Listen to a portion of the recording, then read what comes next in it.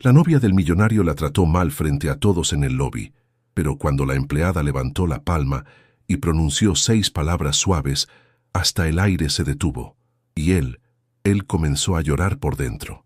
«Vuelve al trabajo ahora, inmediatamente, empleada cualquiera». La voz de Renata Calderón rebotó contra las paredes de mármol del lobby principal de la mansión Belmont, como si la propia casa hubiera recibido un regaño. 3 copas de cristal vibraron sobre la mesa lateral. Una rosa blanca cayó del jarrón al suelo, y Camila Rosales, parada en medio del salón con un paño en la mano y una bandeja de plata todavía húmeda contra el pecho, no dio ni un solo paso atrás. Renata cruzó el espacio en 4 zancadas. El taconeo de sus zapatos sonaba suave sobre el piso encerado, pero cada paso parecía cargar el peso de semanas enteras de desprecio acumulado. Tenía las mejillas encendidas, la voz alterada, los ojos llenos de un fastidio que no era nuevo. Detrás de ella, 2 invitados que acababan de llegar para el almuerzo del compromiso se detuvieron en seco. Un mesero soltó suavemente la bandeja que sostenía, sin siquiera darse cuenta. Nadie se movió a recogerla. «¿Estás sorda, mujer? Te dije que limpies ese pasillo antes de que llegue mi prometido. Y tú aquí parada, mirándome con esa cara de indiferencia». Camila no respondió enseguida. Bajó la bandeja con cuidado, la depositó sobre la mesa más cercana y dobló el paño entre sus manos. Despacio, como quien guarda algo importante. Sus dedos, curtidos por años de trabajar honestamente, no temblaron ni un instante. A 10 metros del lobby, escondido detrás del marco de la puerta principal que acababa de cerrarse, don Humberto Quiroga apretó los labios. El mayordomo jefe había servido a la familia Belmont durante 3 décadas. Había visto morir al padre del señor Octavio. Había cargado al señor Octavio en brazos cuando era apenas un niño y había aprendido a leer las tormentas antes de que estallaran. Aquella tensión no era nueva. Renata Calderón llevaba semanas tratando al personal con frialdad, pero algo en aquella mañana lo había hecho sudar frío. «¿Y bien?», insistió Renata, plantándose a 1 metro de Camila. «¿Vas a hablar? ¿O tendré que pedirle al señor Octavio que te despida esta misma tarde?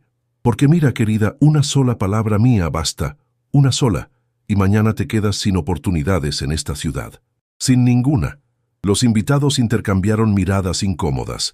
Una mujer mayor, con un collar de perlas que valía más que la casa donde Camila había nacido, se llevó la mano al pecho.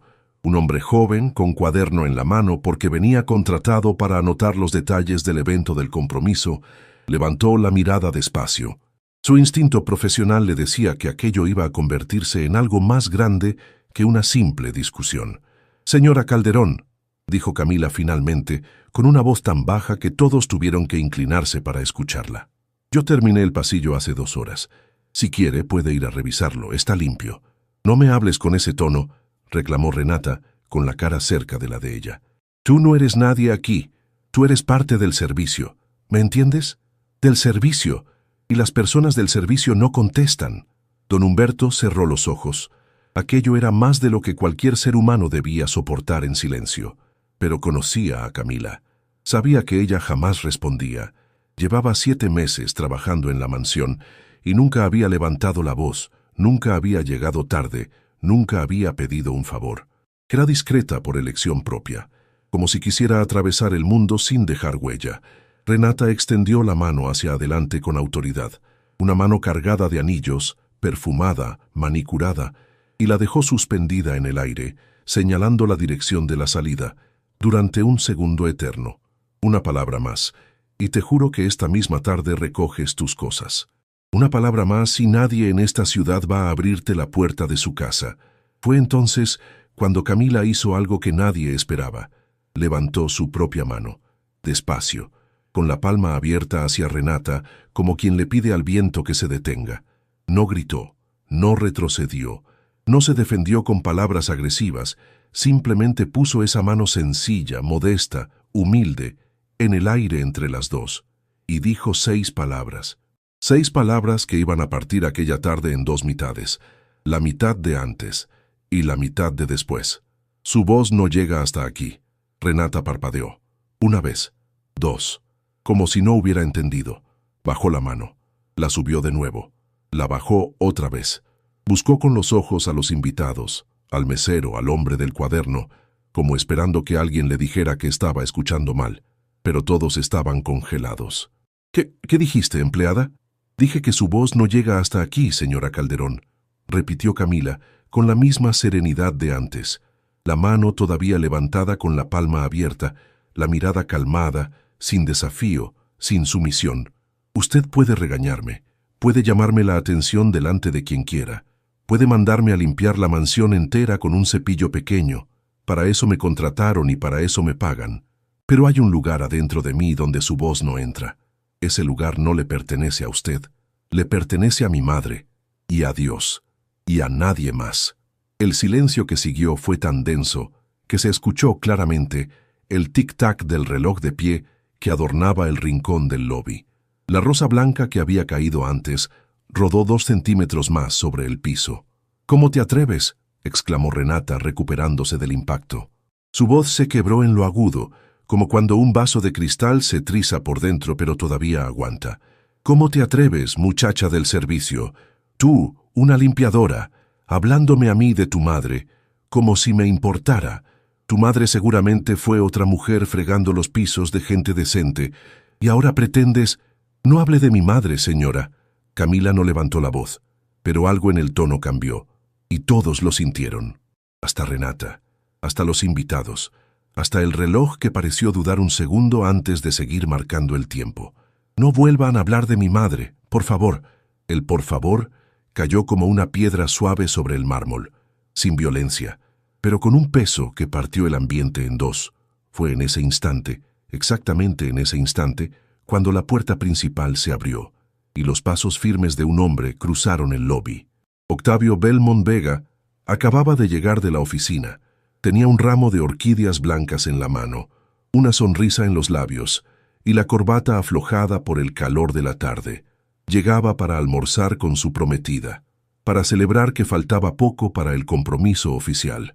Llegaba sin saber que estaba a punto de presenciar la escena que iba a cambiar todo lo que él creía.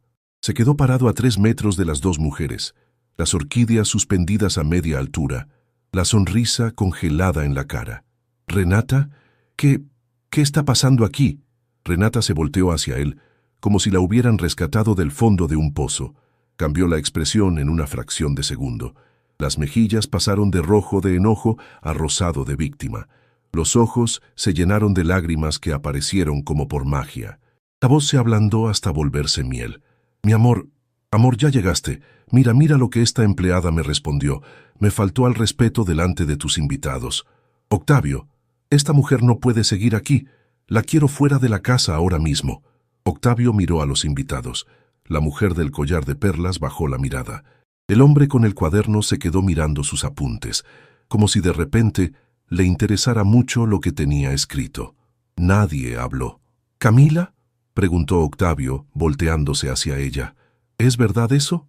Camila no respondió enseguida. Bajó la mano que todavía tenía levantada. La dejó caer suavemente al costado del cuerpo, y solo entonces miró a Octavio. «Señor Belmont, yo no le falté al respeto a la señora Calderón. Levanté mi mano para pedirle en silencio que no se acercara más. Si eso es una falta, despídame. Si eso es un error, despídame. Si la verdad le incomoda, despídame. Pero no voy a mentir frente a usted, ni hoy ni nunca». Octavio se quedó quieto, mirándola, como si la viera por primera vez en 7 meses. Hasta ese día, Camila Rosales había sido para él una sombra eficiente. Una mujer que doblaba sus toallas con esquinas perfectas. Una empleada que jamás cruzaba la mirada con la suya. Y ahora la tenía enfrente, con la cabeza alta, sosteniendo su mirada sin parpadear, sin disculparse, sin temblar.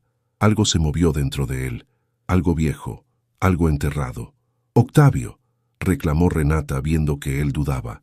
«No me digas que vas a creerle a ella, a una empleada, después de todo lo que yo soy para ti, después de los planes que tenemos. Esta mujer está mintiendo y tú la estás dejando en pie en mi casa. Todavía no es tu casa, Renata». La frase salió de la boca de Octavio antes de que él mismo se diera cuenta. Salió sola, como una verdad que llevaba mucho tiempo esperando un pasillo por donde escapar. Renata abrió los ojos. Los invitados abrieron los ojos. Don Humberto, escondido detrás del marco, Abrió los ojos. ¿Cómo dijiste? Dije que todavía no es tu casa. Y dije que antes de despedir a nadie, voy a entender qué pasó aquí. Octavio caminó hasta una silla del lobby. Dejó las orquídeas encima del respaldo, con cuidado, como si las flores no tuvieran la culpa de nada. Se aflojó del todo la corbata. Y miró a Camila otra vez. «Camila, por favor, acompáñeme a la biblioteca, quiero hablar con usted». «Octavio», protestó Renata con la cara tensa. «Y tú, Renata, espera aquí, o sube a tu cuarto, o haz lo que quieras, pero ahora mismo voy a hablar con ella». Renata se quedó con la boca abierta. El maquillaje empezó a correrse de verdad, sin actuación. El hombre del cuaderno, sin que nadie lo notara, había estado anotando cada detalle en silencio durante toda la escena. Los invitados se retiraron al jardín, fingiendo necesitar aire. La mujer del collar de perlas susurró a su marido. «Algo grande va a pasar en esta casa. Lo siento en el alma». Camila caminó detrás de Octavio hacia la biblioteca. Sus pasos resonaban en el mármol como si cada uno fuera un peso que ella se sacaba de encima, como si cada paso fuera una oración silenciosa que finalmente encontraba un lugar donde caer. Don Humberto, todavía oculto, vio pasar a los dos. Y entonces, por primera vez en 30 años, el viejo mayordomo se persignó, despacio, de la frente al pecho, de un hombro al otro, murmurando algo entre dientes que sonaba como una oración antigua, porque él, mejor que nadie, había visto en el rostro de Camila Rosales aquella mañana algo que nadie más había notado. Aquella mujer no había llegado a la mansión Belmont por casualidad. Aquella mujer estaba allí por una razón, y esa razón tenía un nombre que don Humberto guardaba escrito a mano en una vieja libreta de cuero, dentro del cajón cerrado con llave de su mesita de noche. Un nombre que él había prometido no pronunciar nunca ante la tumba del antiguo patrón, pero que aquella mañana, viendo entrar a Camila en la biblioteca de su joven señor, había vuelto a temblar dentro de su pecho como un pájaro asustado.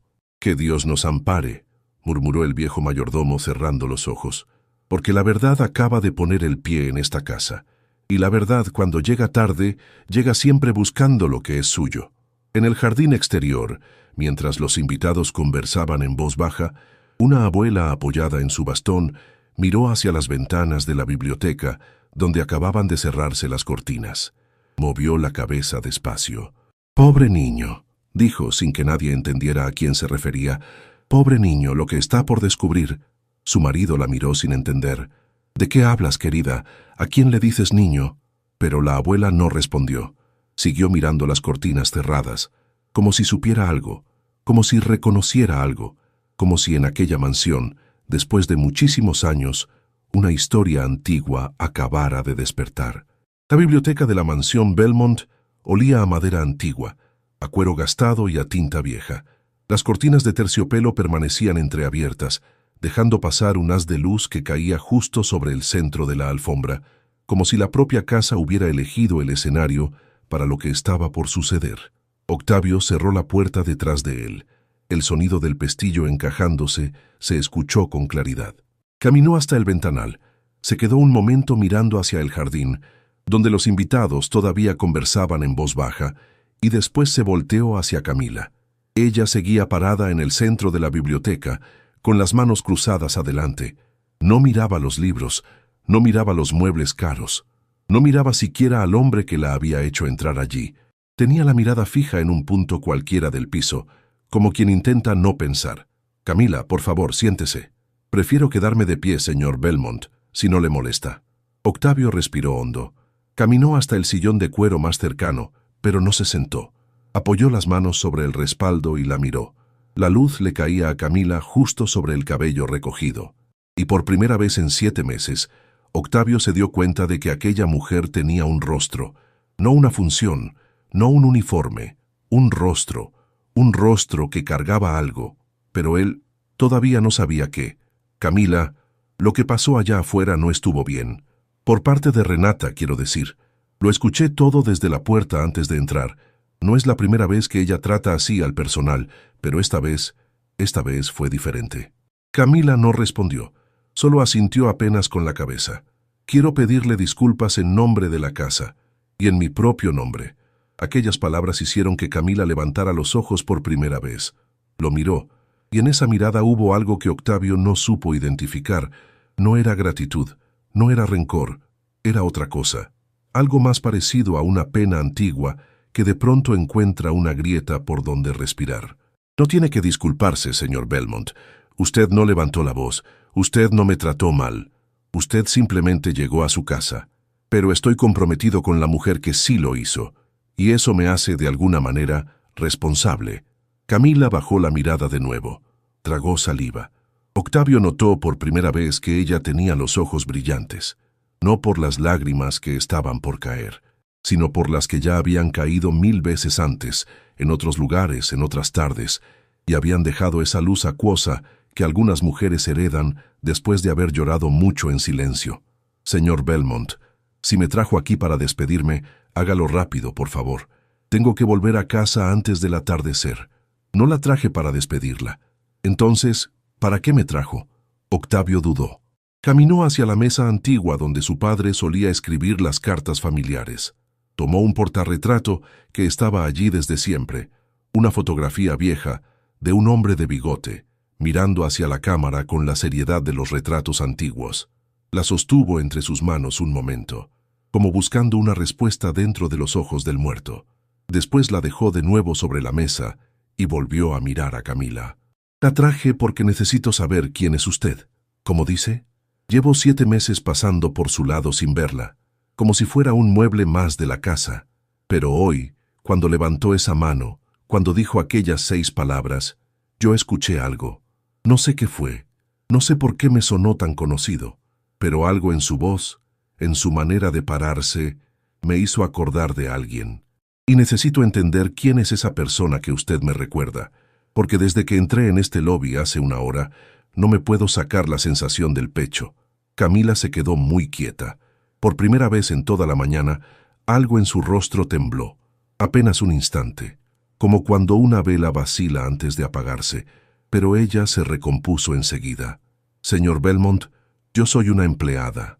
Limpio sus pisos, doblo sus toallas, saco brillo a su plata. Eso es todo lo que necesita saber de mí. Eso es exactamente lo que ya no me alcanza, Camila. Hubo un silencio largo entre los dos. El reloj de pared marcaba los segundos con paciencia de hierro. Afuera, alguien rió suavemente en el jardín, una risa que no encajaba con lo que estaba pasando adentro. ¿Dónde nació usted?, preguntó Octavio finalmente. En un pueblito que ya casi nadie recuerda. Se llama Villa Cordero. Octavio se quedó congelado. Soltó el respaldo del sillón. Dio un paso hacia ella, sin darse cuenta de que lo hacía. Villa Cordero. Sí, señor. ¿En las sierras del norte? Sí, cerca del río Tepalcate. Octavio se llevó la mano a la frente. Caminó hasta la ventana, regresó, caminó otra vez, como si las piernas no le respondieran del todo. Camila lo miraba sin entender. ¿Pasa algo, señor? Mi padre nació allí. Camila no respondió. No abrió los ojos. No mostró sorpresa. Apenas asintió suavemente, como si esa información ya la conociera desde antes. Mi padre nació en Villa Cordero, repitió Octavio como hablándose a sí mismo. Pasó la infancia allí. Mi abuela lo trajo a la ciudad cuando él tenía 9 años. Después de que el abuelo murió, ellos vivieron en una habitación arriba de una panadería durante mucho tiempo, hasta que él consiguió un empleo en una bodega de telas. Esa bodega fue el comienzo de todo esto, de este grupo Belmont, de esta mansión, de todo. Octavio se sentó por fin, en el filo del sillón, como si las piernas no aguantaran más. ¿Y usted? ¿Por qué vino a esta ciudad? Mi madre se enfermó. Allí no había buen tratamiento. La traje hace varios años. Vivimos mucho tiempo en una pieza alquilada del barrio Las Acacias. Yo trabajaba en lo que aparecía, lavando, planchando, cuidando ancianos, hasta que... ¿Hasta qué? Hasta que ella murió. Octavio cerró los ojos. La frase había caído entre ellos como una hoja seca, suave, inevitable, inmensa. Lo siento, Camila. Lo siento de verdad. Gracias, señor. ¿Cuánto tiempo después llegó usted a trabajar aquí? No mucho. La agencia me consiguió varias propuestas. Yo elegí esta. ¿Por qué esta? Camila guardó silencio. Sus dedos se entrelazaron al frente del cuerpo. Las uñas cortas, limpias, sin pintar, se apretaron unas contra otras hasta dejar marcas pálidas en la piel. Porque mi madre, antes de morir, me pidió una cosa. ¿Qué cosa? Que viniera a esta casa. El silencio que siguió fue tan profundo que Octavio escuchó claramente el latido de su propio corazón contra el pecho. Aquella respuesta no tenía sentido. Aquella respuesta abría una puerta hacia un pasillo que él no conocía y no entendía, y no estaba listo para recorrer. ¿Cómo dice? Mi madre me pidió, en el lecho donde estaba, que cuando ella ya no estuviera, yo viniera a trabajar a la mansión Belmont, que no preguntara por nada, que no contara nada, que solamente entrara, hiciera mi trabajo en silencio y esperara.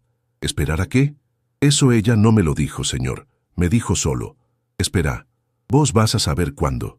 Octavio se levantó del sillón, caminó hacia ella, se detuvo a 1 metro.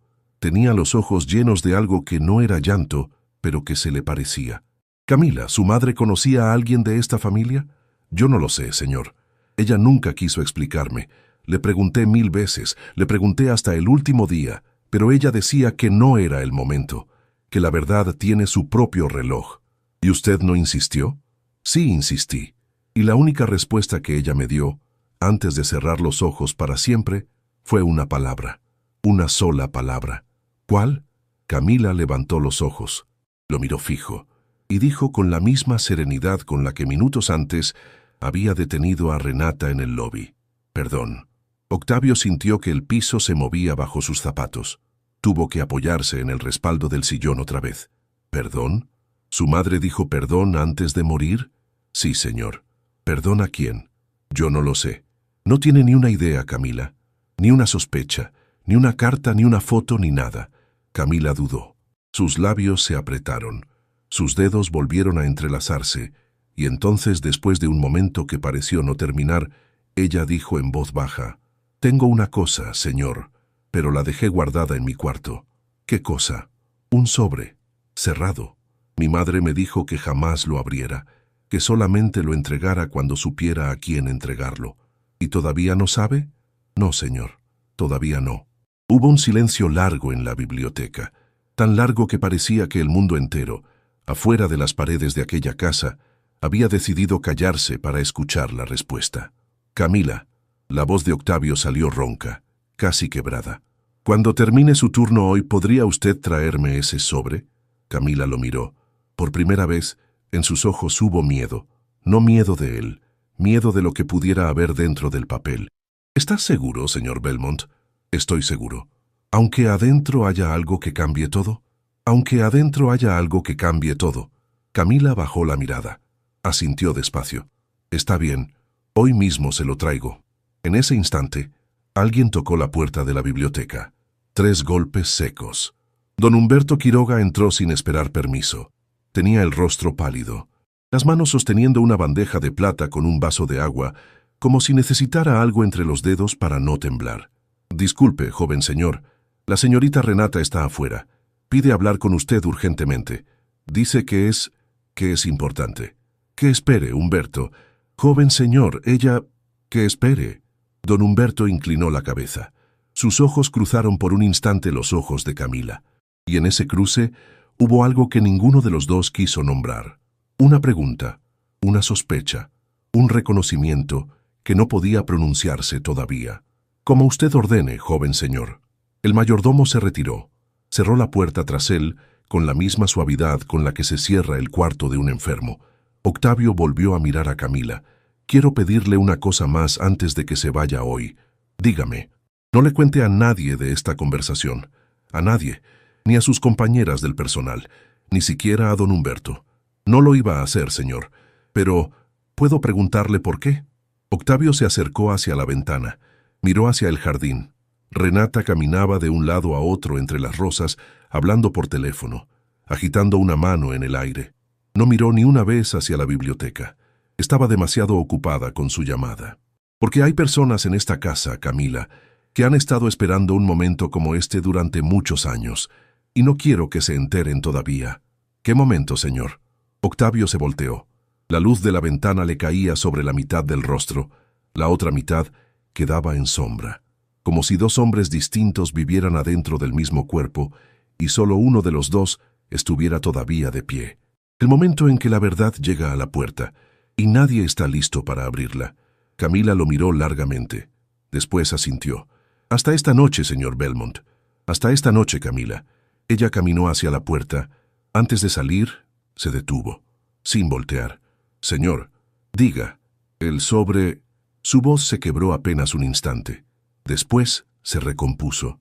«El sobre tiene una marca afuera, un dibujo hecho con tinta antigua. Mi madre lo dibujó ella misma, con la mano izquierda, porque la derecha ya no le respondía». «¿Qué dibujo es?» «Una estrella de 5 puntas, con una letra adentro». «¿Qué letra?» Camila respiró hondo y dijo en voz tan baja que Octavio tuvo que inclinarse para escucharla. «La letra B, señor». Octavio sintió que algo dentro del pecho se rompía despacio, como una copa que se triza desde adentro, milímetro a milímetro, hasta finalmente partirse del todo. «Belmont». «Sí, señor». La letra B de su apellido. Y Camila salió de la biblioteca, dejando a Octavio Belmont Vega de pie, en medio de los libros heredados de su padre, con la sensación clara y exacta de que la mujer a la que él había considerado invisible durante 7 meses era en realidad la portadora de una verdad que iba a partir su vida en dos, para siempre. En la cocina del fondo de la mansión, una sirvienta joven que había escuchado por casualidad las últimas palabras de Renata por teléfono mientras llevaba bandejas al jardín, dejó caer una taza al suelo. La taza no se rompió, pero la cara de la muchacha se quedó como si hubiera visto un fantasma. Renata al teléfono había dicho: «No te preocupes, ya me voy a resolver», como nos deshicimos de la otra. La tarde se demoró en caer aquel día, como si el cielo también supiera que algo grande estaba por suceder dentro de la mansión Belmont y quisiera quedarse mirando un poco más. Camila terminó su turno cuando el sol todavía se asomaba por encima de los muros del jardín. Recogió sus cosas en silencio, se despidió de las compañeras del personal con una sonrisa breve y caminó hacia la salida de servicio que daba al fondo de la propiedad. Tomó el colectivo, cruzó la ciudad, bajó en la esquina del barrio Las Acacias, donde alquilaba todavía la misma pieza pequeña que había compartido con su madre. Subió la escalera angosta que llevaba a su cuarto. Cada escalón esa tarde le pesó más que de costumbre.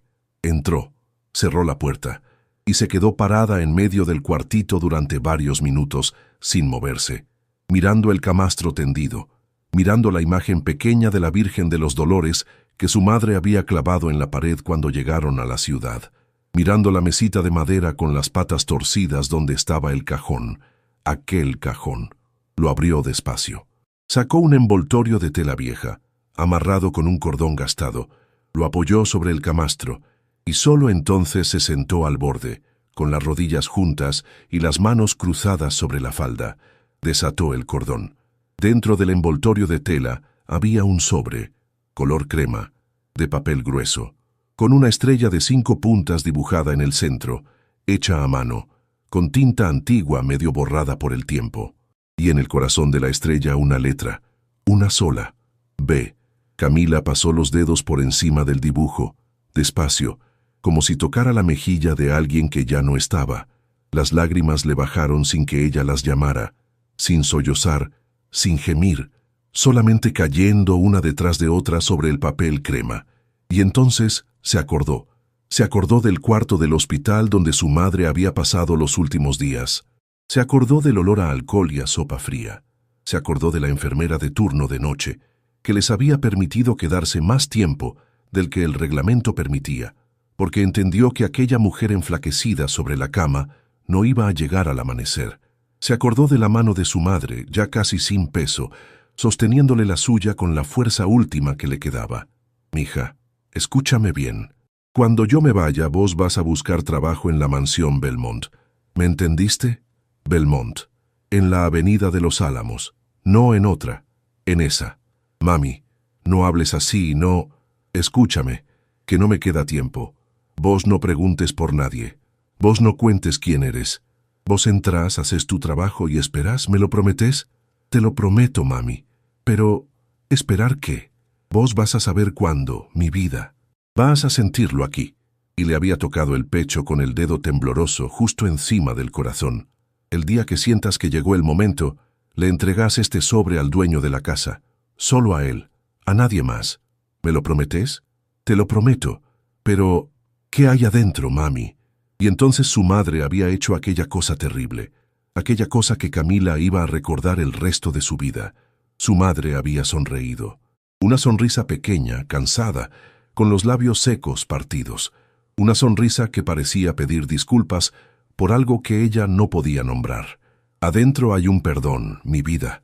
Un perdón que yo nunca tuve el valor de pedir en vida, pero que tampoco me podía llevar conmigo a la tumba. Mami, ¿un perdón a quién? A un niño que yo no quise, a un niño al que yo le hice un daño grande sin querer hacerlo, y que ahora ya es un hombre, y todavía no lo sabe. Camila había llorado entonces. Había llorado preguntando, pero su madre ya no había contestado más. Solamente había apretado el sobre contra el pecho de su hija. Solamente había susurrado ya con la voz casi apagada del todo, perdón, y solamente había cerrado los ojos. Como quien finalmente se permite descansar después de cargar un peso durante demasiados años. Camila se acordó de todo eso, sentada al borde del camastro, con el sobre crema sobre la falda. Lloró un rato largo, sin ruido, como aprenden a llorar las mujeres que han llorado mucho en cuartos pequeños. Después, se secó la cara con el dorso de la mano. Guardó el sobre adentro de un morral de tela, se puso de pie, y volvió a salir hacia la calle. El colectivo de regreso a la mansión Belmont iba casi vacío. Camila apoyó la frente contra el vidrio. Afuera, los edificios pasaban borrosos. Adentro, su pecho era un nudo, porque algo le decía que aquella noche, después de entregar el sobre, su vida ya no iba a ser nunca más la misma. En la mansión, la luz de la biblioteca seguía encendida. Octavio había despachado a los invitados con una excusa amable. Había pedido a Renata que se retirara a su cuarto. Renata había gritado, había llorado fingidamente, había amenazado con irse para siempre. Pero al final, viendo que él no la miraba ni cuando ella le hablaba, se había encerrado en la habitación de arriba con un golpe seco de puerta. Don Humberto se acercó silenciosamente a la biblioteca con una bandeja de plata, té caliente, pan dulce. Lo dejó sobre la mesita. Joven señor. Gracias, Humberto.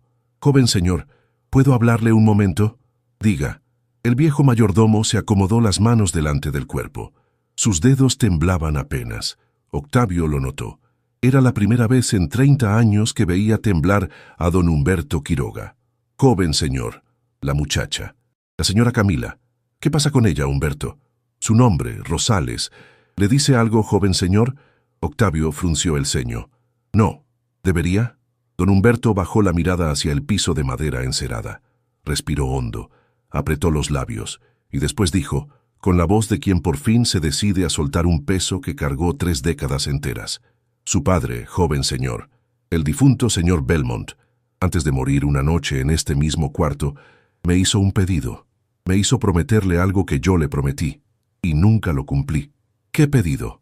Me pidió que si algún día, en cualquier momento, llegaba a esta casa una persona con el apellido Rosales, yo se lo dijera de inmediato al heredero, a usted, joven señor, que no dejara pasar ni un día, que era importante. Sé Humberto, 7 meses tuvo a esta mujer trabajando aquí y no me dijo nada. Joven señor, perdóneme, yo no sabía. Cuando ella llegó por la agencia, yo no revisé los papeles. Fue la señorita Renata quien la entrevistó. Recién hoy, viendo cómo se paraba en el lobby, viendo cómo respondía, viendo cómo le brillaban los ojos cuando hablaba de su madre, algo me hizo ir a buscar la carpeta de empleados, y vi el apellido. Rosales. Y supe que el difunto señor su padre me iba a perdonar tarde, joven señor, pero todavía a tiempo, quizás todavía a tiempo. Octavio se sentó, se llevó las manos a la cabeza. ¿Mi padre nunca le explicó por qué? No, joven señor, nunca. Solamente me dijo, Humberto, si llega alguien con ese apellido, mi hijo tiene derecho a saber lo que yo nunca tuve el valor de contarle. ¿Y usted nunca le preguntó qué tenía que contarme? Joven señor, en aquella época yo era apenas el ayudante del mayordomo principal. Su padre era mi patrón, no mi amigo. Uno no le pregunta esas cosas al patrón. Uno solamente promete y obedece. Octavio se quedó un rato largo en silencio. Después se levantó, caminó hacia el ventanal. La noche ya había caído del todo. El jardín brillaba con la luz amarilla de los faroles antiguos. Humberto. Sí, joven señor. Vaya a descansar. Esta noche yo me quedo en la biblioteca. Cuando llegue Camila, hágala pasar. Y después, retírese a su cuarto. Lo que se hable aquí esta noche, no debe escucharlo nadie, ¿me entiende? Lo entiendo, joven señor. Y Humberto. Sí. Gracias por haber tenido el valor de hablar, aunque haya sido tarde. El viejo mayordomo agachó la cabeza. Sus ojos viejos brillaron por un instante. Después se retiró, cerrando la puerta tras él con la misma suavidad con la que se cierra la puerta de una iglesia después del último responso. Camila llegó a la mansión cuando el reloj del lobby marcaba pasadas las 9. Don Humberto la guió hasta la biblioteca sin decir una palabra. Le abrió la puerta. Le sostuvo la mirada por un instante, asintió levemente y se retiró. Adentro, Octavio la esperaba parado junto al escritorio. Camila entró, cerró la puerta tras ella, caminó hasta el centro de la alfombra, sacó del morral el envoltorio de tela, lo apoyó sobre el escritorio, desató el cordón, sacó el sobre y se lo extendió a Octavio con las dos manos. Octavio lo tomó. Sus dedos rozaron los dedos de Camila por un instante. Los dos sintieron algo, una corriente, un escalofrío, como si dos hilos sueltos durante muchos años acabaran de encontrarse por fin. Octavio se sentó en el sillón. Camila se sentó en el banquito de cuero al otro lado del escritorio. Octavio apoyó el sobre la madera. Pasó los dedos por el dibujo de la estrella. Tocó la letra B. Y sus ojos se llenaron de lágrimas que él no se molestó en disimular. Era el sello que mi padre usaba en sus cartas de juventud, dijo con la voz quebrada. Una estrella de 5 puntas con la inicial de nuestro apellido. Mi abuelo lo dibujó por primera vez. Mi padre lo usó toda la vida. Yo creía que ese sello había muerto con él. Mi madre lo dibujó en ese sobre, con la mano izquierda. La derecha ya no le respondía. ¿Su madre conoció a mi padre, Camila? No lo sé. ¿Le habló de él alguna vez? ¿Mencionó algún nombre? Nunca, señor. Mi madre se llevó casi todo a la tumba. Solamente me dejó este sobre y la palabra perdón. Octavio cerró los ojos, respiró hondo, tomó el filo del sobre entre los dedos y empezó a abrirlo despacio. El papel crujió. Adentro había varias hojas dobladas y entre las hojas una fotografía. La fotografía cayó primero sobre la madera del escritorio. Una fotografía antigua, en blanco y negro, con los bordes ondulados y amarillentos por los años.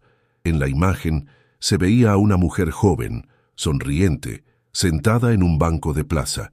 Apoyaba la mano sobre el hombro de un hombre joven que estaba sentado al lado de ella. El hombre tenía bigote fino, sombrero de fieltro, traje claro.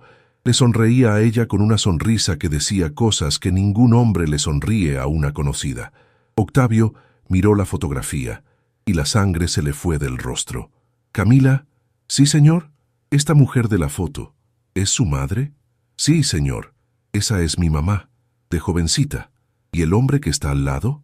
Camila se inclinó sobre el escritorio. Miró bien la fotografía. Nunca antes la había visto. Su madre la había guardado dentro del sobre, lacrado sin mostrársela jamás. No sé, señor. Nunca lo vi. Octavio levantó la fotografía con manos temblorosas. La acercó a la luz del velador. La giró. En la parte de atrás, escrito a lápiz con una letra elegante de otra época, había una frase, apenas 6 palabras. Para mi Matea, tuyo siempre, Eustaquio. Octavio dejó caer la foto sobre el escritorio. Se llevó las 2 manos a la cara. Su cuerpo entero empezó a temblar. Camila no entendió. Señor Belmont, ¿qué pasa? ¿Quién es Eustaquio? Octavio bajó las manos despacio. Tenía los ojos llenos de lágrimas que ahora caían sin freno por las mejillas. La miró a ella.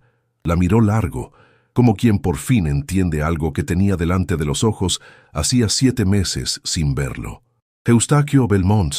Era mi padre, Camila, era mi padre. El silencio que siguió fue tan denso que Camila escuchó claramente el latido de su propio corazón contra las costillas. Las manos le empezaron a temblar, el estómago se le encogió. Pero entonces... Camila, dijo Octavio con la voz partida, Necesito leer estas cartas, necesito leerlas ahora mismo, las dos juntos. Porque tengo la sensación aquí en el pecho de que dentro de estos papeles está escrita una verdad que va a cambiarnos a usted y a mí para siempre. Y entonces, en el silencio de la biblioteca, mientras Octavio desdoblaba la primera hoja, en algún lugar de la ciudad, dentro de un departamento elegante, Renata Calderón colgaba el teléfono con una sonrisa torcida en los labios. Y le decía a la persona que tenía al lado, «Mañana al mediodía, la empleada llega a la mansión y se va a llevar la sorpresa de su vida. Después de mañana, esa muchacha no va a volver a poner un pie en esta casa nunca más». Octavio desdobló la primera hoja con manos temblorosas. El papel era fino, casi transparente por los años. La letra inclinada hacia la derecha, firme, conocida. La misma letra con la que su padre le había escrito tarjetas de cumpleaños cuando él era niño. La misma letra que estaba grabada en la lápida del cementerio del cerro. Camila se inclinó sobre el escritorio. Sus ojos no se atrevían a leer todavía. Solo miraban las manos del hombre que sostenía aquel papel, las manos del hijo del autor. «Léala en voz alta, por favor, señor Belmont. Yo no creo que pueda hacerlo». Octavio asintió, tragó saliva y empezó. «Mi querida Matea, hoy te escribo desde la oficina porque en la casa no tengo paz. Mi padre está cada vez más enfermo y me presiona para que me case con la hija del señor Acuña. Yo le repito que no la amo. Él me repite que el amor no llena las cajas registradoras, pero yo te llevo a vos en el pecho. Yo te llevo a vos en cada noche. Yo te llevo a vos en cada paso. Aunque no pueda decirlo en voz alta, aunque tenga que casarme con otra para sostener el apellido, vos sabés que mi corazón siempre fue tuyo, desde aquella tarde en la plaza de Villacordero, cuando vos vendías arepas y yo te llevé una flor del campo. Acuérdate de mí, Matea, acuérdate siempre». Octavio bajó la hoja. Tenía los ojos llenos de lágrimas. Camila también lloraba, pero ninguno de los dos hizo ruido. Era un llorar callado, de esos que no buscan consuelo. «Mi padre se casó con la hija del señor Acuña», dijo Octavio con voz ronca. «Esa fue mi madre. Murió cuando yo tenía pocos años. Yo casi no la recuerdo. Solamente recuerdo una mujer triste que tocaba el piano y miraba por la ventana durante horas. Una mujer que nunca sonreía. Mi mamá tampoco sonreía mucho, señor». Octavio dobló la primera hoja con cuidado. La apoyó al costado. Tomó la segunda. La letra ya no era tan firme. Las líneas se inclinaban más, como si la mano que escribía hubiera estado temblando. «Mi Matea, hoy supe que estás esperando. Mi corazón se partió en dos. Yo sé que debe ser mío. Yo sé que aquella noche fue la única en años en que pude volver a verte, pero también sé lo que mi padre haría si llegara a enterarse. Te lo ruego, protege al bebé. Protégete vos. No me busques, no me escribas, no vengas a la ciudad. Yo te voy a hacer llegar dinero por medio de doña Esperanza, la partera del pueblo. Ella ya sabe, ya hablé con ella. Vos no vas a faltar de nada. El niño no va a faltar de nada. Pero por el amor de Dios, Matea, que mi padre no se entere, que nadie se entere, hasta que yo encuentre la manera de arreglar esto. Te pido perdón, mi amor. Te pido perdón 1000 veces. Algún día voy a poder mirarte de frente otra vez. Algún día». Octavio dejó caer el papel sobre la mesa. Se llevó la mano a la boca. El cuerpo entero le temblaba ahora sin disimulo. Camila se había quedado muy pálida, las manos sobre el regazo, los labios apretados. «Señor Belmont, por favor, dígame que esa carta no dice lo que yo entendí». Octavio no pudo hablar, solamente asintió despacio. «Una vez. 2. Camila, mi padre tuvo un hijo con su madre, antes de casarse con la mujer con quien tuvo que casarse. Antes de tenerme a mí». Camila se quedó congelada en la silla. La cabeza le daba vueltas. El estómago se le retorcía. «Pero, señor, yo soy la única hija de mi madre.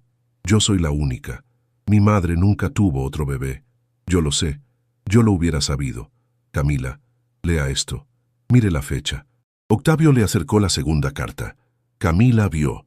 La fecha estaba escrita arriba con letra apretada. Era una fecha de muchísimos años atrás, de cuando su madre tenía la edad que ella tenía ahora, de cuando su madre todavía vivía en Villacordero, antes de la ciudad, antes de Camila. «No fue usted, Camila, fue otro niño, otro bebé, antes de usted». Camila se llevó la mano al pecho. Sintió que el corazón le latía contra los dedos como queriéndose salir. Yo tuve un hermano. Sí, yo tuve un hermano, y mi madre nunca me lo dijo. Y yo tuve un hermano, y mi padre nunca me lo dijo. Los dos se miraron a los ojos a través del escritorio, los dos llorando. Los dos con la sensación clara de que la vida que habían vivido hasta esa noche era una mentira contada a medias, llenada con silencios, sostenida con secretos que dos personas se llevaron a la tumba sin nunca atreverse a romper. Octavio tomó la tercera carta, la última. El papel estaba más arrugado, la tinta corrida en algunos lugares, como si lágrimas hubieran caído encima al escribirla. Mi Matea, el niño se enfermó. Doña Esperanza me lo escribió ayer. Dice que la fiebre no le baja, dice que necesita doctor de ciudad. Mi padre todavía vive. Si yo voy al pueblo, él se va a enterar de todo y nos va a destruir a los tres. Pero si no voy, el niño se nos puede ir. Matea, perdóname. Te voy a mandar lo que pueda. Voy a buscar al mejor médico que conozca. Lo voy a enviar al pueblo con la excusa de visitar a un familiar. Por favor, no te derrumbes. Por favor, agárrate fuerte. Por favor, no permitas que se nos vaya. Yo no podría vivir sabiendo que mi hijo se fue mientras yo estaba acá, escondido detrás de un apellido. Te lo ruego, Matea, te lo ruego, no dejes que se vaya. Octavio bajó la carta. Y entonces hizo algo que Camila no esperaba. Se levantó del sillón. Caminó hasta la ventana, apoyó la frente contra el vidrio y lloró. Lloró con sollozos que le sacudían los hombros.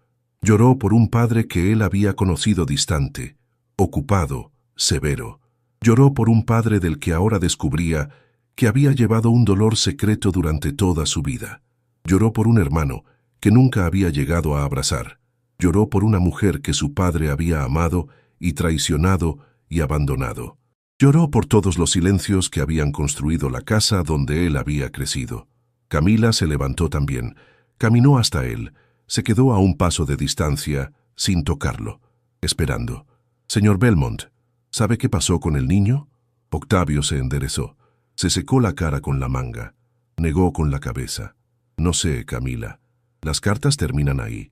No hay una cuarta, no hay respuesta. Tiene que haber algo más, señor. Tiene que haber. Octavio se volteó, miró el sobre vacío sobre el escritorio, lo tomó, lo sacudió. Algo cayó de adentro, algo pequeño, plateado, brillante. Rodó por la madera y se detuvo cerca del filo. Camila lo levantó. Era una medalla diminuta de bautismo, con una inscripción grabada en el revés. Aurelio, hijo de Matea, que Dios lo proteja. Aurelio, susurró Octavio. Mi hermano se llamaba Aurelio. Mi hermano, repitió Camila en un hilo de voz, y yo nunca lo supe. Los dos se quedaron en silencio, sosteniendo la medalla diminuta entre los dedos, como si aquel pedacito de metal contuviera el peso de un alma entera.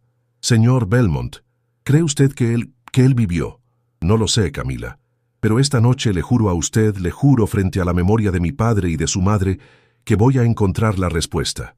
Voy a buscar en cada archivo, en cada registro, en cada pueblo, en cada hospital, hasta que sepa qué fue de Aurelio.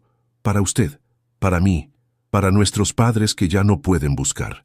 Camila apretó la medalla contra el pecho. Asintió despacio. En ese momento, alguien tocó la puerta de la biblioteca. 3 golpes. Don Humberto entró. Tenía el rostro descompuesto, como si acabara de escuchar algo terrible. Joven señor, discúlpeme, pero Juliana, la muchacha nueva de la cocina, acaba de venir corriendo. Dice que escuchó algo que usted tiene que saber. Ahora, esta noche, antes de que sea tarde. ¿Qué cosa, Humberto? El viejo mayordomo tragó saliva, miró a Camila, miró a Octavio, y dijo en voz baja, con la voz quebrada del que entrega una noticia que pesa demasiado. La señorita Renata, esta tarde, por teléfono. La muchacha la escuchó por casualidad. Hablaba con un hombre cuyo nombre Juliana reconoció enseguida, porque trabaja en esta casa. ¿De quién, Humberto? Don Humberto cerró los ojos y pronunció el nombre. El señor Nicolás Vega, joven señor, su primo. Octavio sintió que la sangre se le iba del rostro por segunda vez en una sola noche. ¿Mi primo Nicolás? ¿Renata estaba hablando con Nicolás? Sí, joven señor. Y por lo que entendió la muchacha, ellos dos no se conocieron ayer. Ellos dos se conocían desde antes que la señorita Renata entrara en esta casa. Desde mucho antes. Camila se llevó la mano a la boca. Octavio se apoyó contra el escritorio. La biblioteca empezó a girarle alrededor. «¿Y hay algo más, joven señor?», agregó don Humberto con la voz más grave que Camila le había escuchado nunca. La muchacha le escuchó decir a la señorita Renata, antes de colgar, una frase que me hizo subir corriendo a buscarlo a usted. Una frase que tengo que repetirle aunque me duela. «Dígala, Humberto». La señorita Renata dijo así: «Joven señor, no te preocupes, mi amor. Mañana al mediodía el testamento del viejo Eustaquio va a aparecer, y cuando aparezca, Octavio no va a heredar ni un solo peso. Todo va a ser para nosotros, como lo planeamos hace años». El silencio que siguió fue el más largo de la noche. Y afuera de la biblioteca, escondida detrás de una columna del corredor, una mujer mayor con bastón, la misma que había estado de invitada aquella mañana en el jardín, escuchaba con los ojos cerrados. Las lágrimas le bajaban silenciosas por las arrugas, y sus labios susurraban en una oración muy antigua: «Aurelio, mi niño, hijo mío, ¿cuánto tiempo tuve que esperar para volver a esta casa?». Don Humberto se quedó parado frente al escritorio. Las palabras que acababa de pronunciar todavía flotaban en el aire de la biblioteca como humo después de un incendio. Octavio respiraba hondo, intentando ordenar la cabeza. Camila sostenía la medalla de Aurelio contra el pecho, como quien sostiene un secreto que ha esperado durante toda una vida para salir a la luz. Fue entonces cuando desde el corredor llegó el sonido inconfundible de un bastón golpeando suavemente la madera del piso. Tap, tap, tap, avanzando despacio, sin prisa, como si la persona que caminaba supiera perfectamente hacia dónde iba y no tuviera ninguna necesidad de apurarse. Don Humberto se volteó hacia la puerta, frunció el ceño. «Joven señor, ¿espera usted a alguien más esta noche?». «No, Humberto, a nadie». El golpe del bastón se acercó.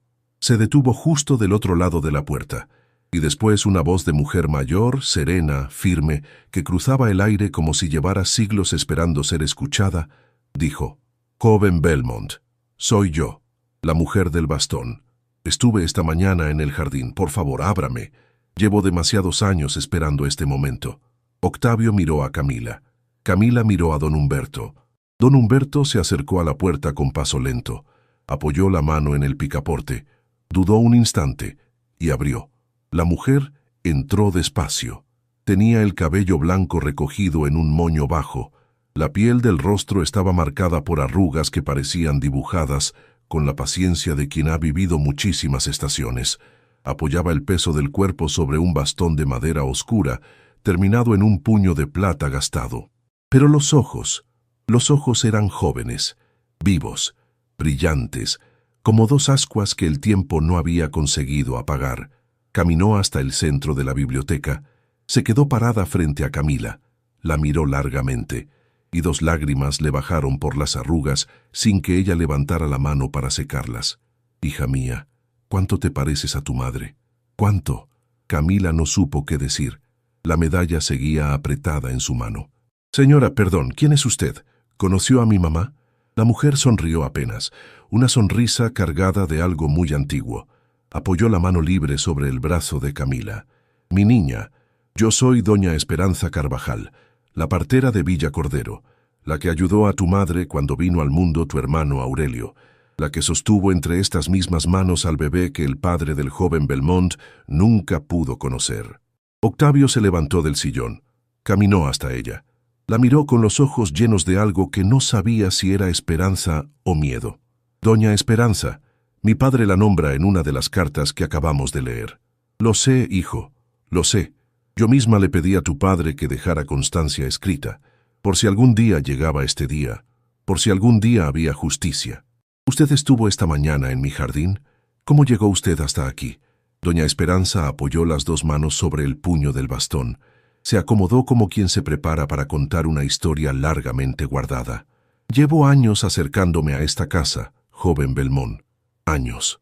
Cada cumpleaños tuyo, cada aniversario de la muerte de tu padre, yo me paraba en la calle de los Álamos a mirar de lejos las ventanas iluminadas, sin atreverme a tocar timbre, sin saber cómo empezar la conversación, hasta que hace algunos meses me enteré de que una muchacha con el apellido Rosales había entrado a trabajar como empleada en la mansión, y supe que el día estaba cerca.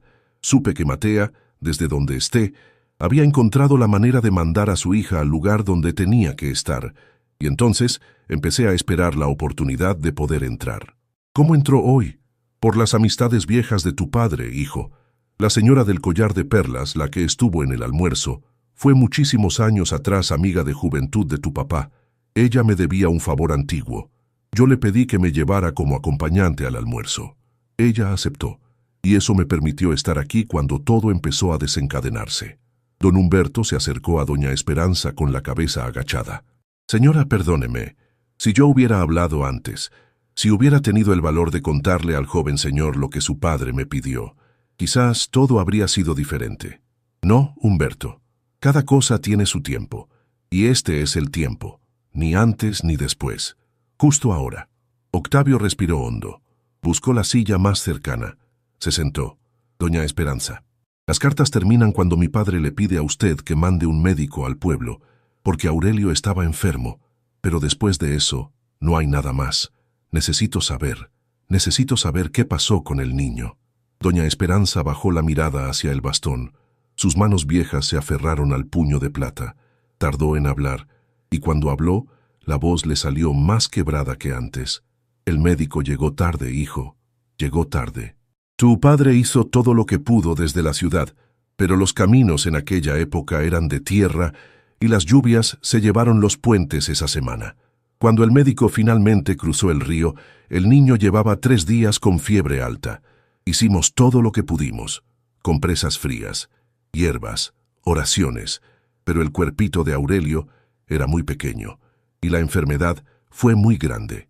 Camila se llevó las manos a la boca. Octavio cerró los ojos. Entonces, empezó Camila sin atreverse a terminar la frase. Doña Esperanza levantó la mirada. Sus ojos la atravesaron con una ternura inmensa. Espera, mi niña, espera, que la historia no termina ahí. ¿Cómo? Esa noche, cuando todos creíamos que el niño se iba, llegó al pueblo una mujer. Una mujer que viajaba con su esposo, comerciantes de telas que pasaban por Villacordero camino a la capital. Ellos se hospedaron en la posada del pueblo. La mujer escuchó los rezos, se acercó a la casita de tu madre, y al ver al niño moribundo, le dijo a tu madre algo que cambió todo. ¿Qué le dijo? Le dijo, señora, yo soy enfermera. Yo trabajé muchos años en un hospital de la ciudad. Yo tengo un remedio nuevo que recién está llegando a estos pueblos. Déjeme intentarlo. Si Dios lo quiere, su niño se salva. ¿Y se salvó? Doña Esperanza sonrió, una sonrisa cansada, pero llena de algo que parecía un sol pequeño naciendo entre las arrugas. Se salvó, hijos, se salvó. La fiebre le bajó a la mañana siguiente. El niño abrió los ojos, mamó del pecho de tu madre, y vivió. Camila se cubrió la cara con las 2 manos.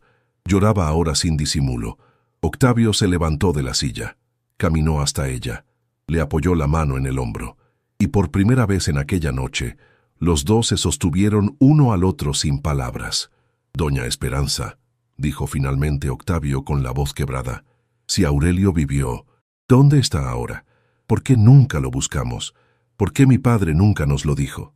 La anciana suspiró, caminó despacio hasta el sillón más cercano, se sentó con cuidado, apoyó el bastón a un costado, porque la mujer que salvó al niño, la enfermera, se enamoró de él. Pasó los días siguientes ayudando a tu madre a cuidarlo, y cuando tu madre, agotada, enferma del corazón sin recursos para criarlo, supo que aquella mujer y su marido no podían tener hijos propios, tomó la decisión más dura de su vida, la decisión que la persiguió hasta el último día.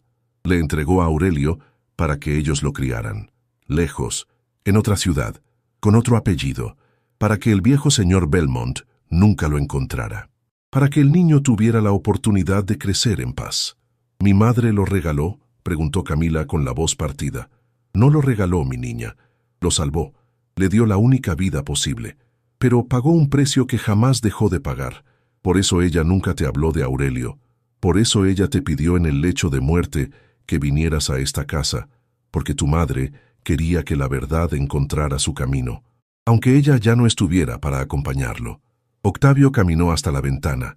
Las luces del jardín brillaban suaves. Una brisa mecía las ramas de los álamos.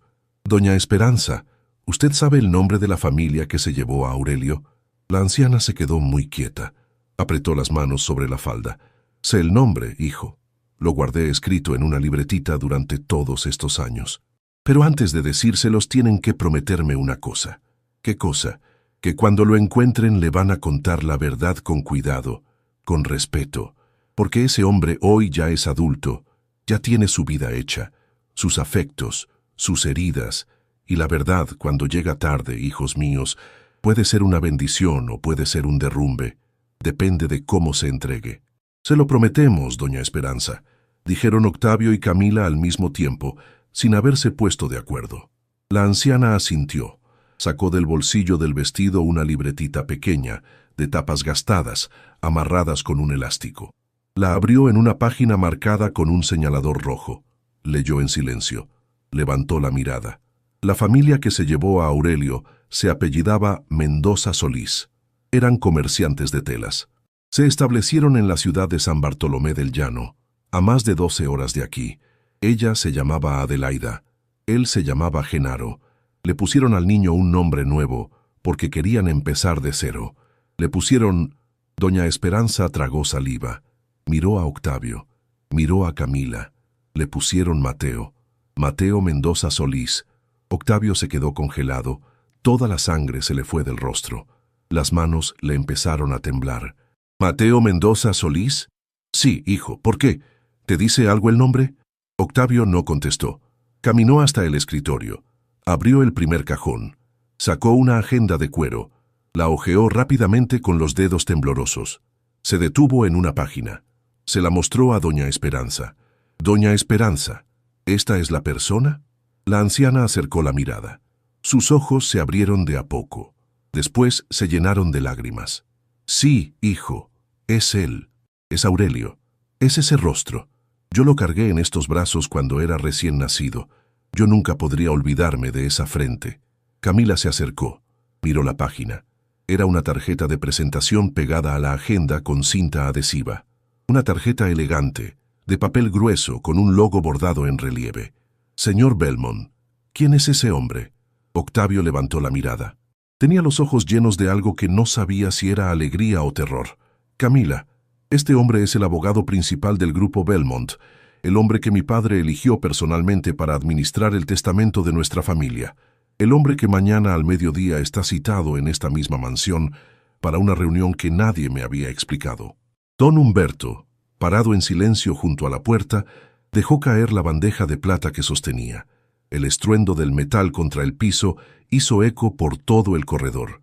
Joven señor, esa reunión la convocó la señorita Renata. Hace 3 días. Yo mismo recibí la llamada. Ella dijo que era para una formalidad del compromiso. Octavio se llevó las 2 manos a la cabeza. No es una formalidad, Humberto, es la trampa que estaban armando.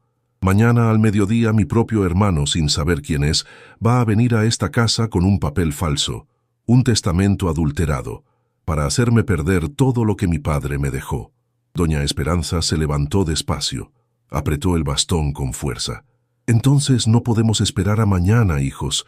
Tenemos que llegar a él antes que ellos. Tenemos que contarle a Aurelio quién es, antes de que firme un papel que va a partirlo en 2 para siempre. Y afuera de la mansión Belmont, en aquel preciso instante, las luces de un automóvil oscuro se encendieron al fondo de la calle de los Álamos.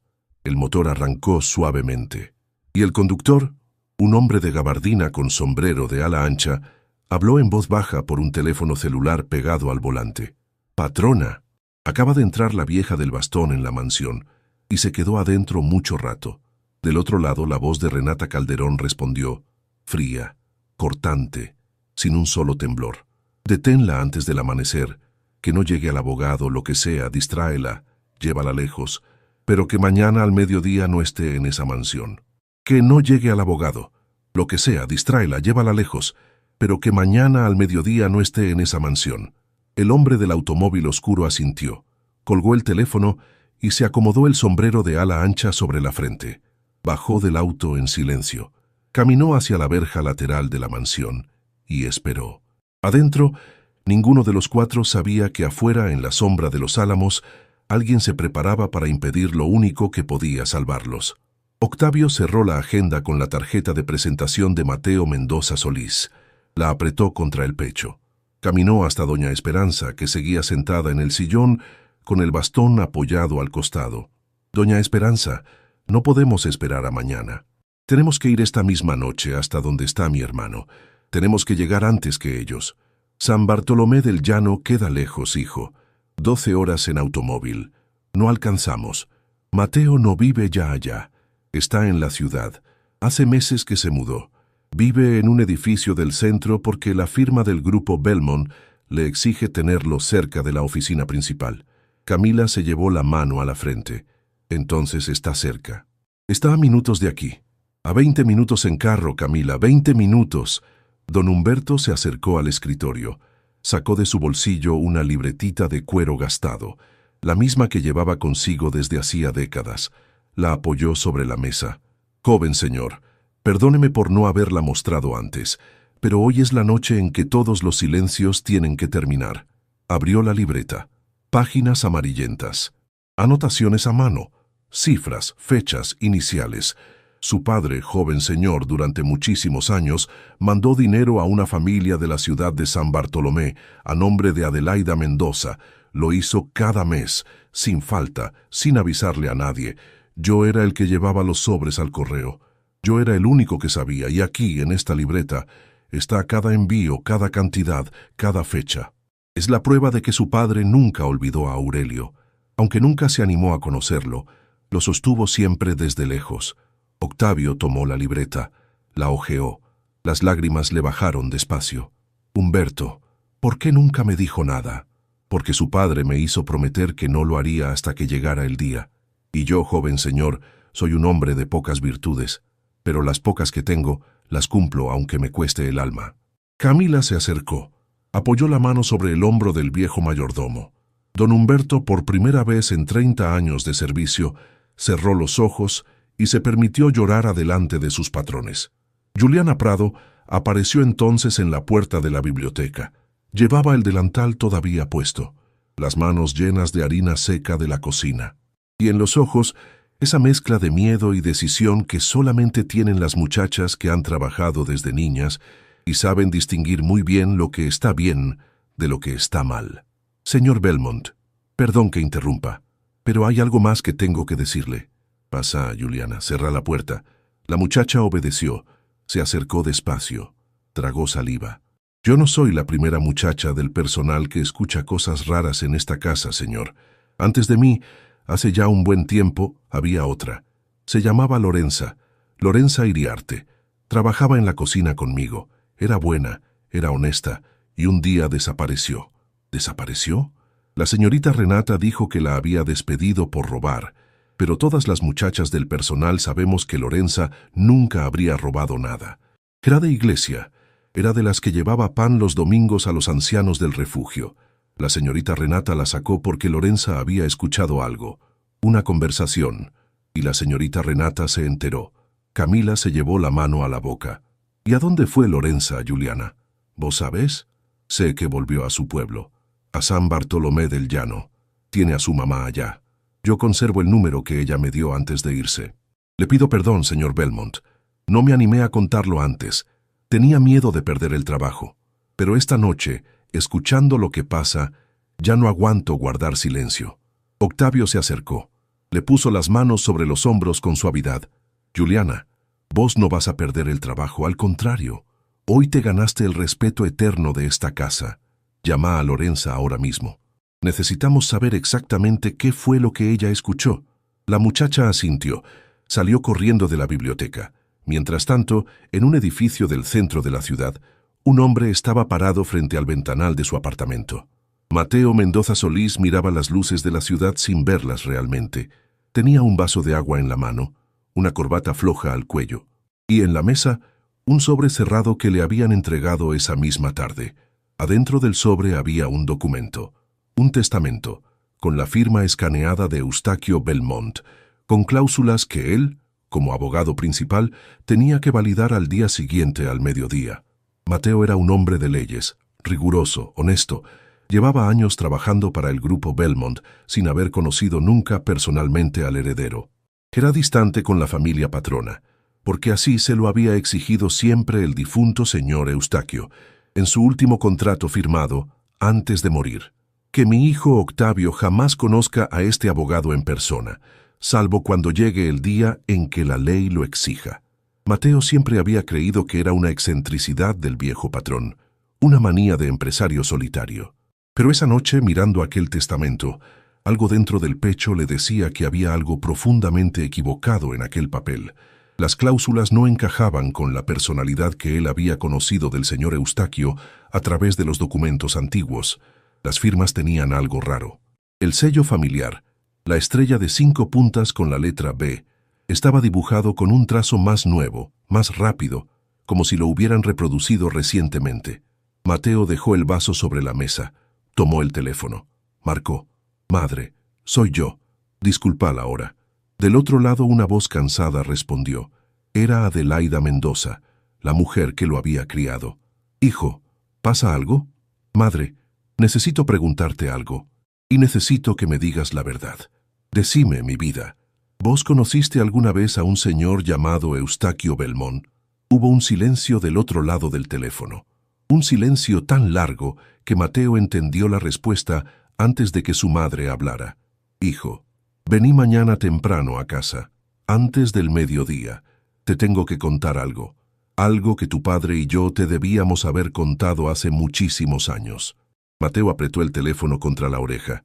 «Madre, decímelo ahora». «No por teléfono, hijo, por favor. Vení mañana. Te lo cuento todo. Pero antes, prométeme una cosa. No firmes ningún papel del grupo Belmont. Ningún papel. Hasta que hablemos». «Te lo prometo, madre». Mateo colgó el teléfono, miró el testamento sobre la mesa, y por primera vez en muchísimos años sintió que el suelo de su vida temblaba bajo los zapatos. En la mansión, Juliana entró corriendo de regreso a la biblioteca. Tenía el celular en la mano, los ojos enormes. «Señor Belmont, hablé con Lorenza. Está en línea ahora mismo. Quiere contarle todo, pero rápido, dice, porque le da miedo». Octavio tomó el teléfono, lo puso en altavoz. «Lorenza, soy Octavio Belmont. Estoy con mi gente de mayor confianza. Podés hablar tranquila». La voz del otro lado tembló, pero después se afirmó. «Señor Belmont, yo trabajaba en su cocina. Una tarde de hace tiempo, llevando una bandeja al cuarto de la señorita Renata, escuché que ella hablaba por teléfono con un hombre.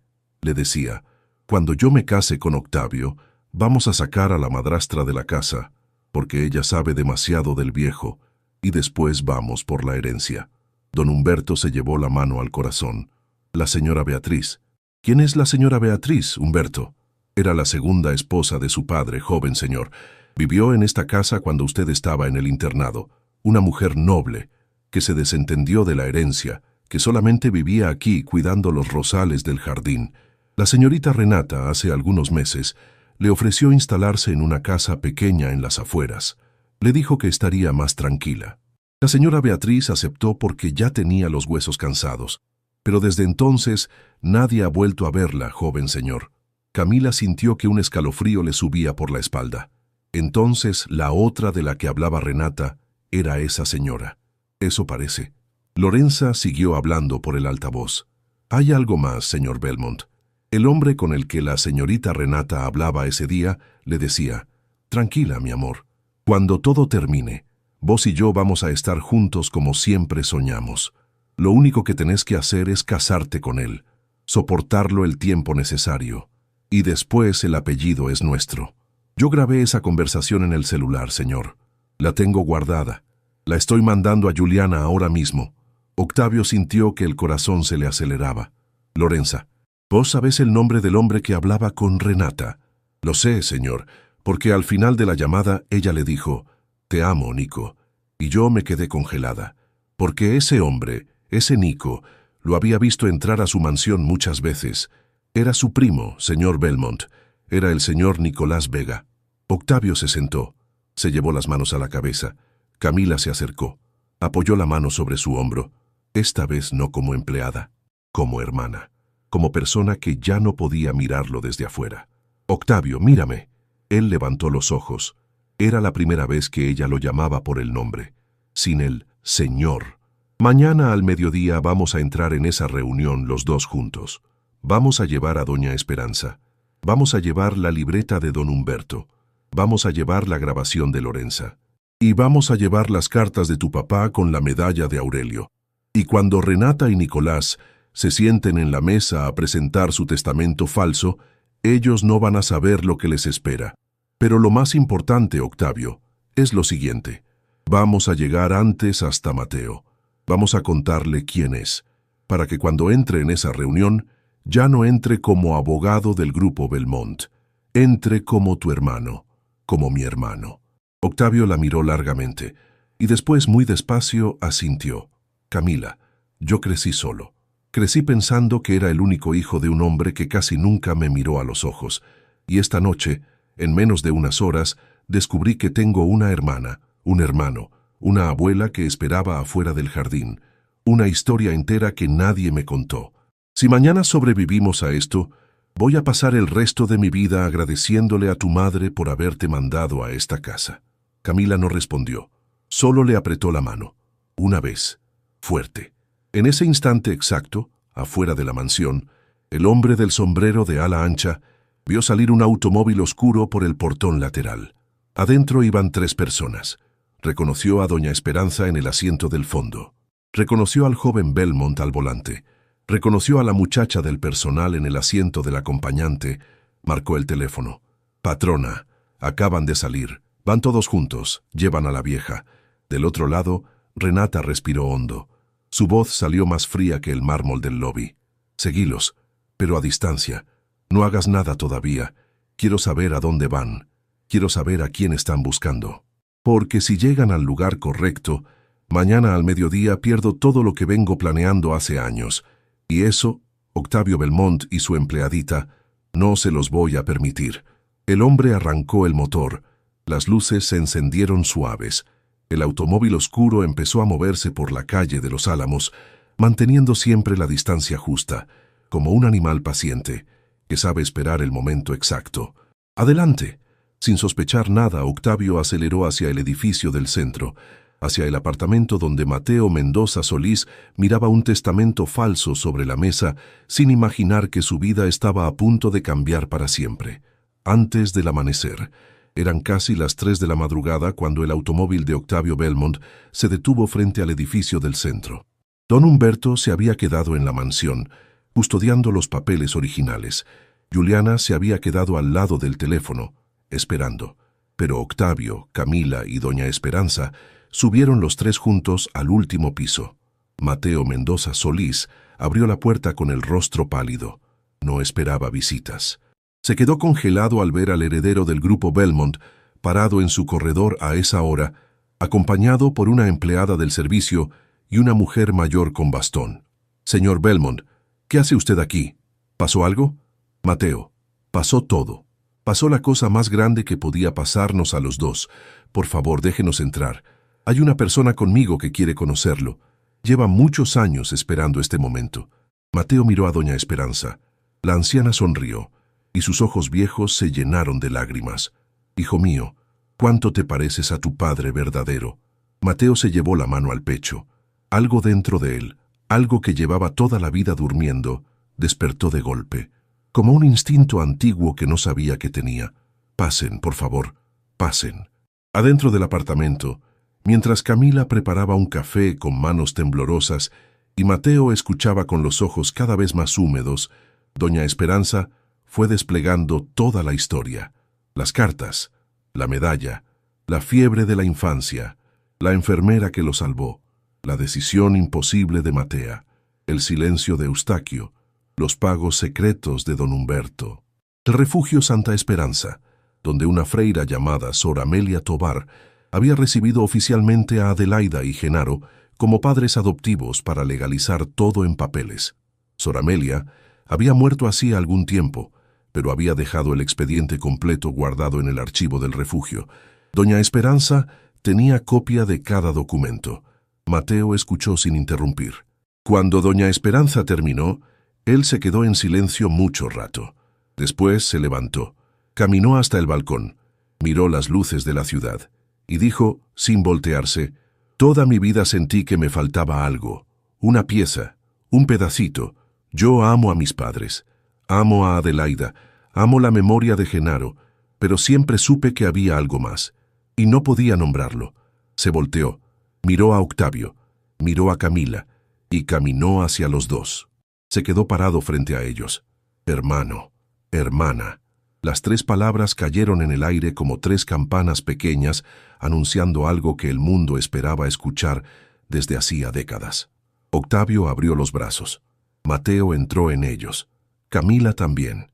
Y los 3 se abrazaron en medio del apartamento, llorando sin disimulo, como 3 niños que finalmente encuentran la casa donde se habían perdido. Doña Esperanza los miró desde el sillón, apoyó las 2 manos sobre el puño de plata del bastón y sonrió, la sonrisa más tranquila de toda su vida. «Matea, hermana mía», susurró, levantando los ojos hacia el techo. «Acá están tus hijos, los 3. Misión cumplida».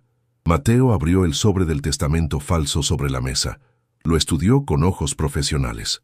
Sacó otra carpeta del cajón de su escritorio. Documentos originales del grupo Belmont, firmados en vida por Eustaquio. Comparó las firmas, comparó los sellos, comparó la tinta. «Es una falsificación, hermano.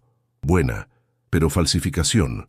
La firma del sello con la estrella tiene el trazo del medio invertido. Mi padre verdadero, según vos me contás, siempre dibujaba la estrella de izquierda a derecha. Esta está dibujada al revés. Quien la copió no era zurdo. Mi padre verdadero sí lo era». Octavio se llevó la mano a la boca. «Es verdad, papá escribía con la izquierda. Y hay algo más, hermano. Las cláusulas de transferencia de acciones a nombre de Nicolás Vega y Renata Calderón fueron redactadas con un programa moderno. Mi padre, según los documentos originales, jamás usó ese tipo de redacción legal. Esto se preparó hace pocas semanas, no hace años, como ellos van a tratar de demostrar. Entonces tenemos pruebas. Tenemos pruebas suficientes para que mañana, cuando ellos entren en la sala de juntas, no salgan caminando, salgan custodiados. A esa misma hora, en una casa apartada al borde de la ciudad, una mujer mayor abrió la puerta de la cocina. Era la segunda esposa del difunto Eustaquio, Beatriz Pizarro, la que Renata había sacado de la mansión meses atrás con la excusa de que estaría más tranquila lejos del ruido. Beatriz vivía allí con una sola empleada y un perro viejo que dormía a los pies de la cama. Esa madrugada, Beatriz no podía dormir. Algo le decía que tenía que prender la radio. Lo hizo, y escuchó en un programa nocturno de noticias una declaración insólita. Una abogada anónima había contactado a la emisora para denunciar que al día siguiente, al mediodía, se iba a presentar un testamento falso en la mansión Belmont. La denunciante había pedido que la noticia se difundiera al amanecer para evitar que la familia patrona fuera estafada. Beatriz se quedó mirando la radio sin moverse, y entonces se acordó. Se acordó de las llamadas extrañas de Renata cuando todavía vivía en la mansión. Se acordó de los papeles que la muchacha guardaba en el cajón con llave. Se acordó del día en que ella había encontrado por casualidad una copia de la firma de Eustaquio sobre el escritorio del estudio.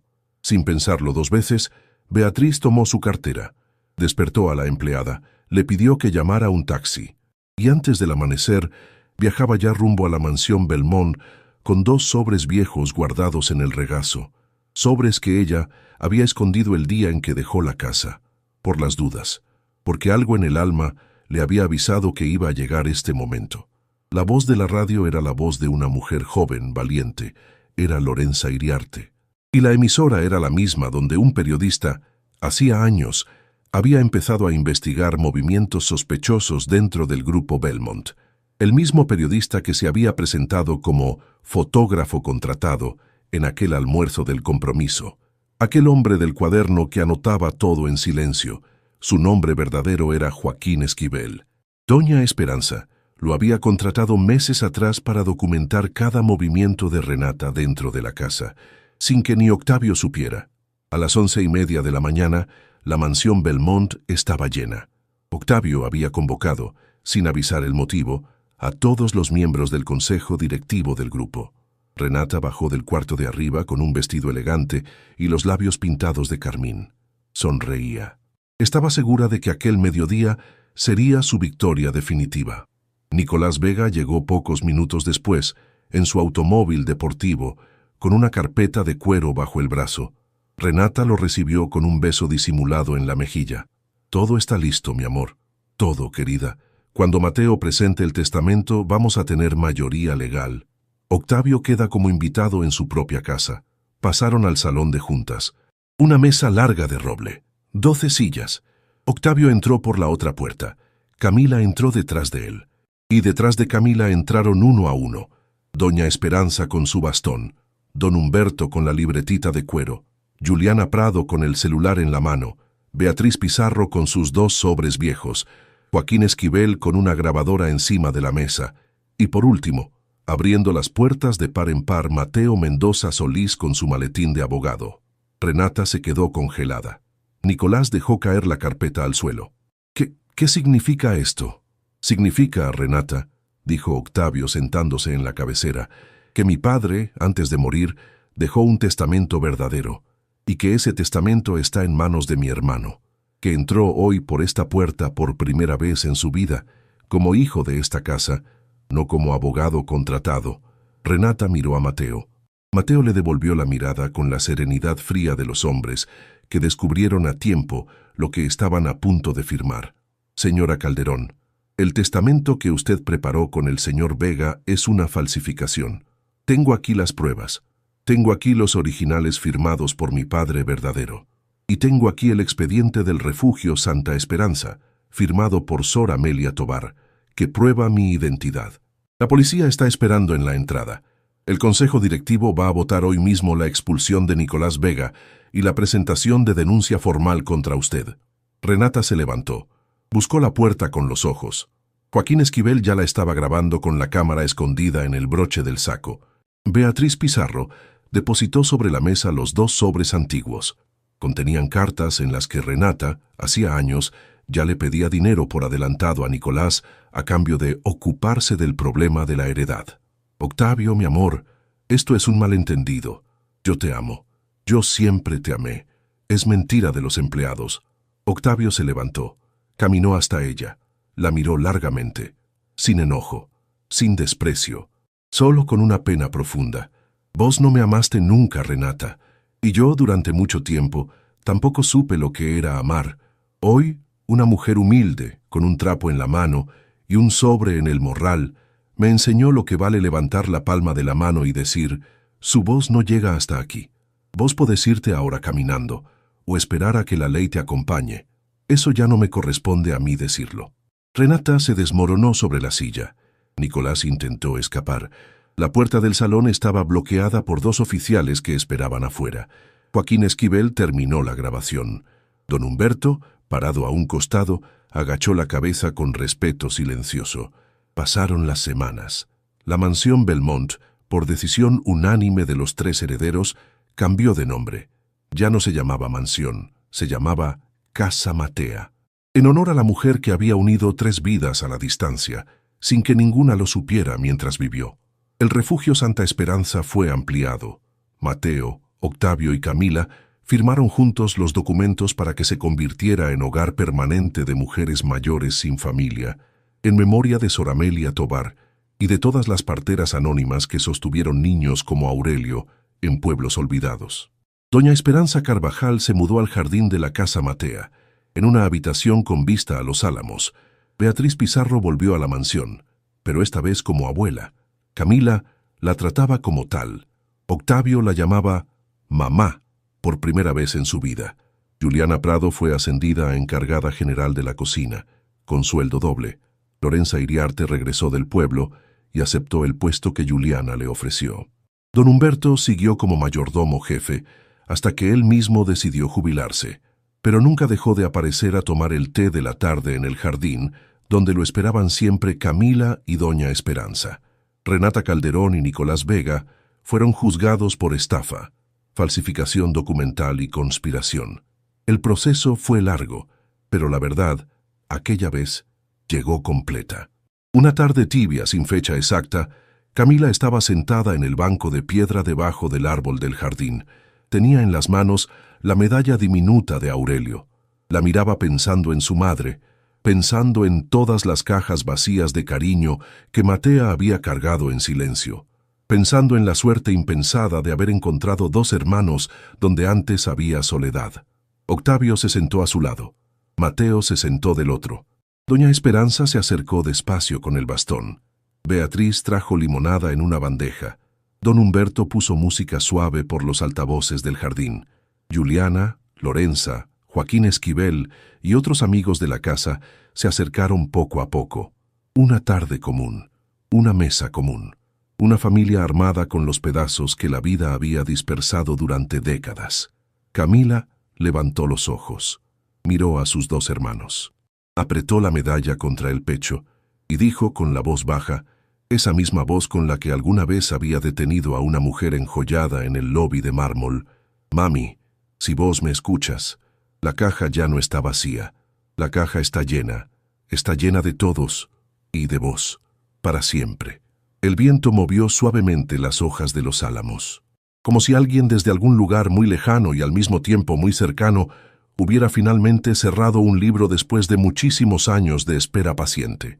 Y en aquella casa que ya no era mansión, donde antes vivía el silencio y ahora vivía la verdad, el mundo entero pareció entender, en una sola tarde de jardín, una lección que no se aprende en los libros, que la dignidad no se compra, que la verdad no caduca, y que el amor verdadero, aunque tarde décadas en encontrar la puerta, siempre toca el timbre del corazón correcto, justo a tiempo.